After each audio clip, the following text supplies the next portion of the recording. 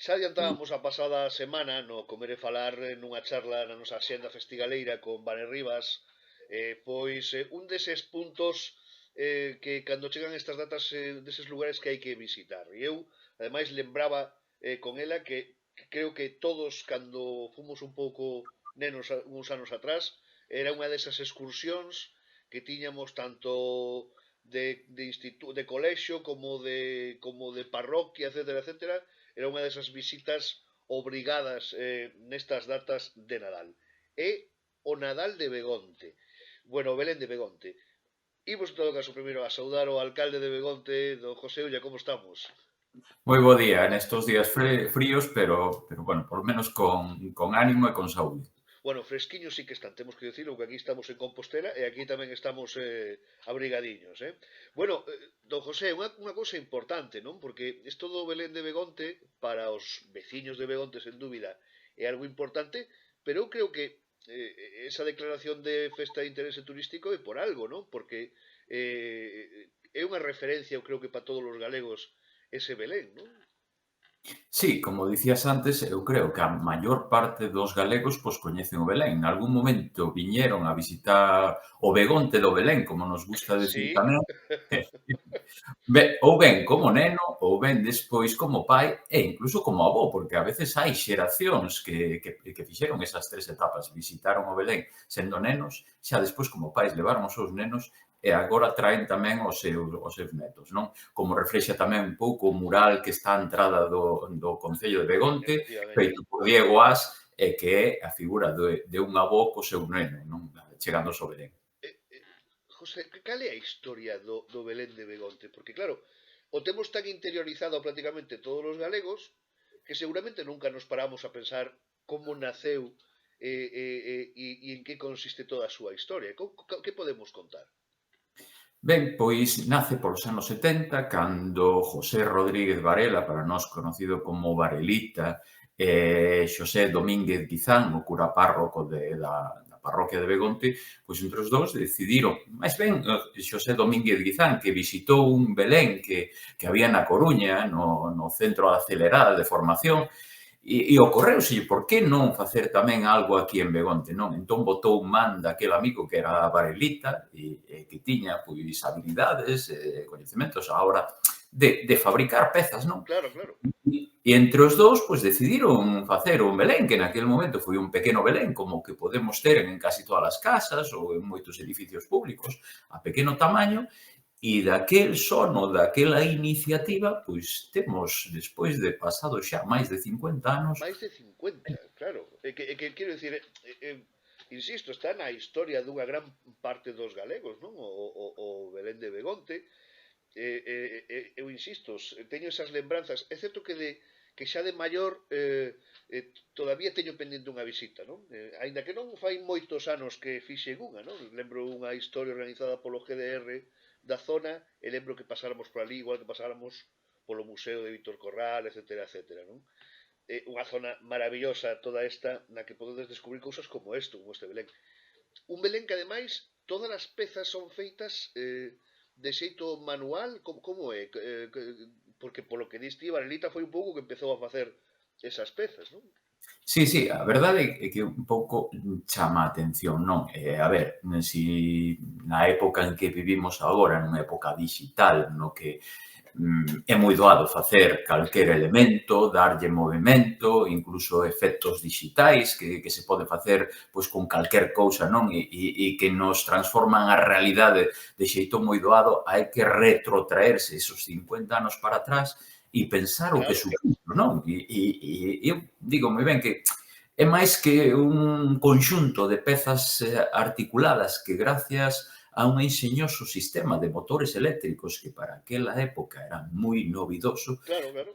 sí, pois esas pezas son capaces de cobrar vida, de cobrar movimento e, como ben dicías antes, son totalmente artesanais, feitas á man, con barro, con elementos, incluso ata con pelo da propia dona de Barelita que facía tamén o pelo Sí, das figuras, así que sí, a verdade é que moita xente non coñece ese detalle ou coñecemos os que vivimos un pouco máis o Belén máis de preto ou incluso aquela recendo porque hai unha peza tamén que é o pote que fervendo que está ali, hombre, pois claro, pois a propia Pilar pois facía o caldo ali para que houbese ese recendo ese, a caldo no sí, sí.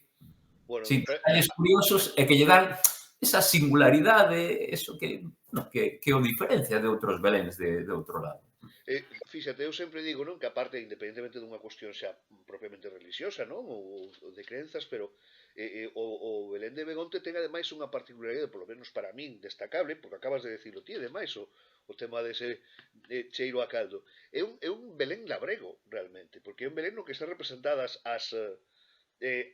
todas as funcións dos veciños seguramente dun pobo como Begonte ou de calquer pobo de Galicia, non? Porque está pensado precisamente en poñer en valor tamén eso, non?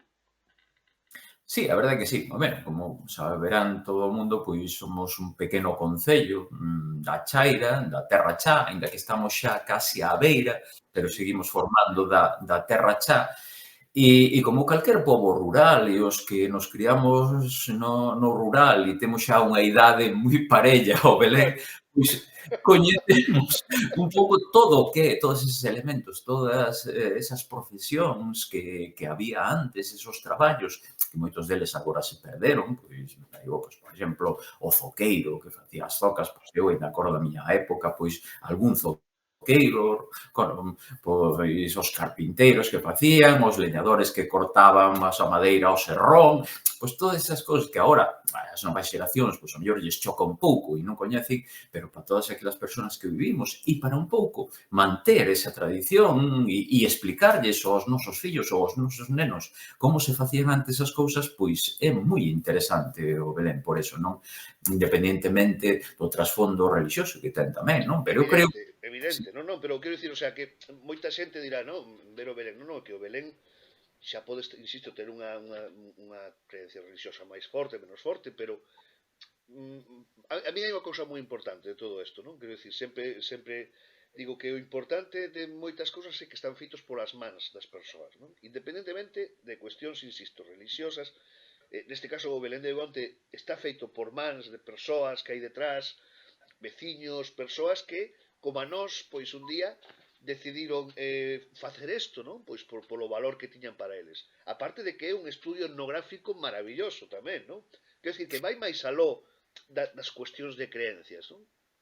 sí, a verdade é que ás veces pois ao longo destes anos teño a sorte de bueno, levo 13 anos como alcalde e entón pois estou un pouco máis preto do Belén, me toca asistir ás inauguracións, aos preóns, ás clausuras e falas moito do Belén e a veces moita xente che pregunta en entrevistas cal é o segredo, non? E eu creo que o segredo un pouco é iso, non? Que trascende xa do elemento religioso, ten ese elemento pois, patrimonial tamén, é dicía hoi no pregón deste ano que é un elemento da nosa identidade, non? Claro, E un escaparate ao mesmo tempo e un elemento patrimonial do que a arte, o bo facer e o amor polo Nadal que temos en Begonte, non? E eu creo que eso se reflexa aí, non? E o Nadal en Begonte é moi especial porque dura 2 meses. 2 meses, claro.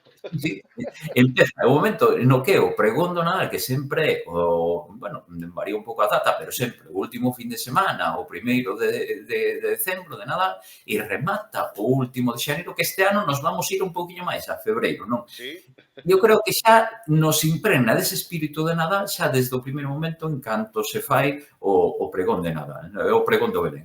claro, que por eso digo, o sea, como cando significa tanto para os propios veciños, por eso creo que o valor todavía é moito maior. Unha pregunta, José, eso cada ano se incorporan novidades sempre, ¿no? No Belén, ou imagino que personaxes novos.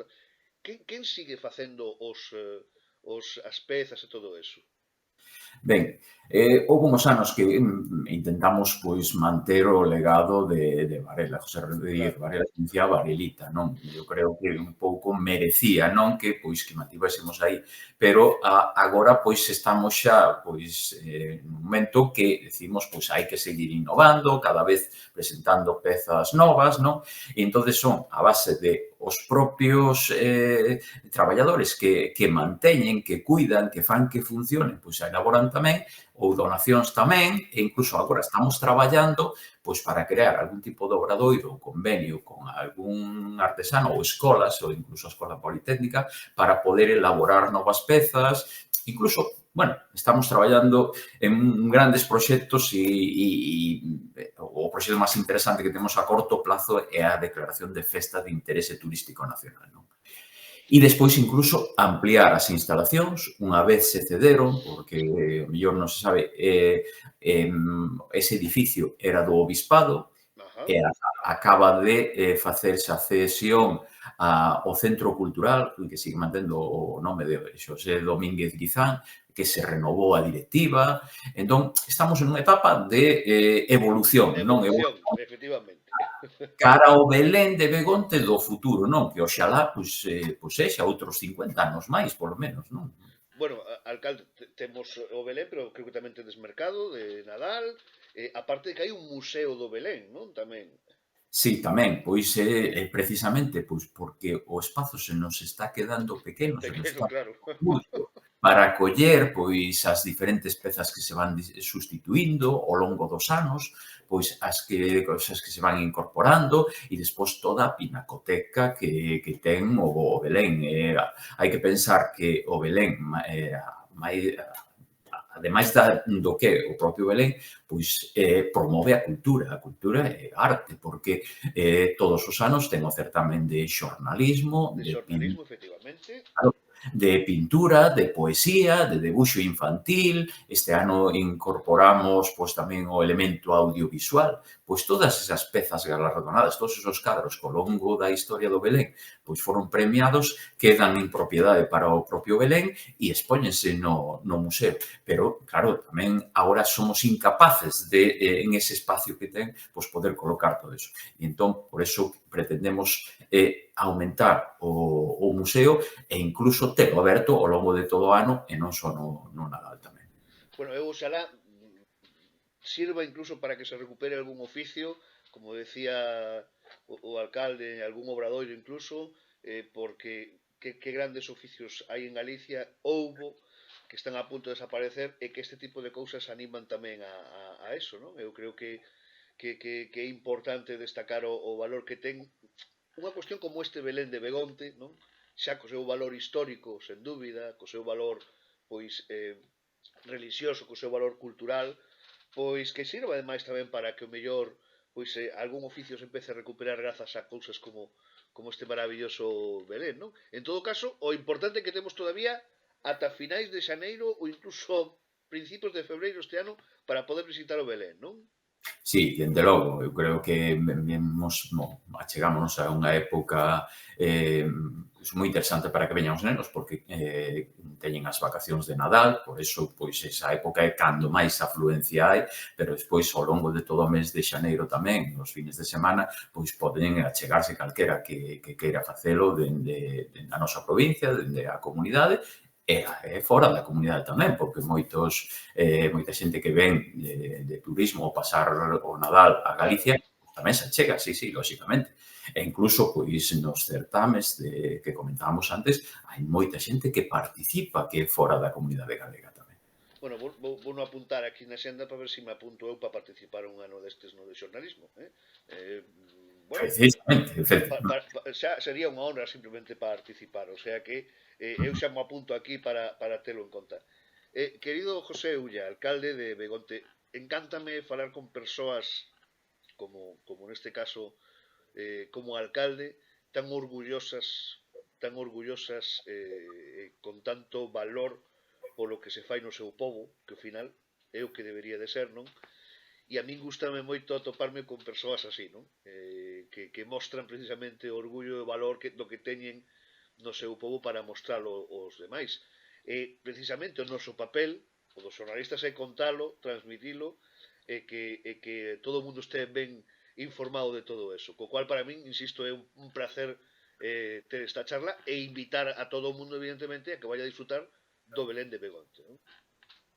Sí, desde logo, agradezcoche as túas palabras. Eu creo que, bueno, como alcalde, pois un ten que poñer en valor todo aquilo que ten no seu concello e traballar para eso, non? Si estamos traballando nestes últimos anos para que a xente veña a vivir a Begonte, pois que todas aquelas cousas que pode aportarlle vivir en Begonte, traballar para transformalo, para atraer poboación e, sobre todo, para que non se nos marche a xente, pois é fundamental no traballo dun alcalde, non?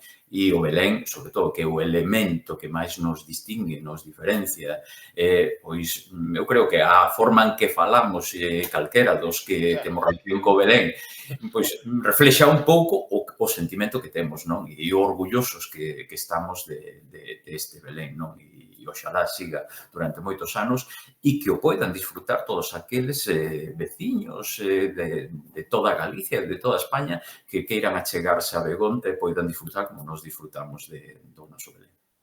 Don José Ulla, alcalde de Begonte, moitísimas grazas por estar no Comer e Falar. Moitas gracias a vos. Os recordos son aqueles momentos do pasado que temos guardados na nosa memoria. Con morriña recordo os meus avós. Cada Nadal levábanme a ver o Belén de Begonte. Durante 15 minutos ficaba abraiada polo son das pequenas figuriñas que cobraban vida. O panadeiro, o pescador, os leñadores, o castelo, as labores do campo, o zoqueiro e, como non, chegaban os Reis Magos ao portal de Belén. Facíase de día e de noite. Este Nadal agasalla momentos que se convirtan en doces recordos. Este Nadal visita o Belén de Begonte.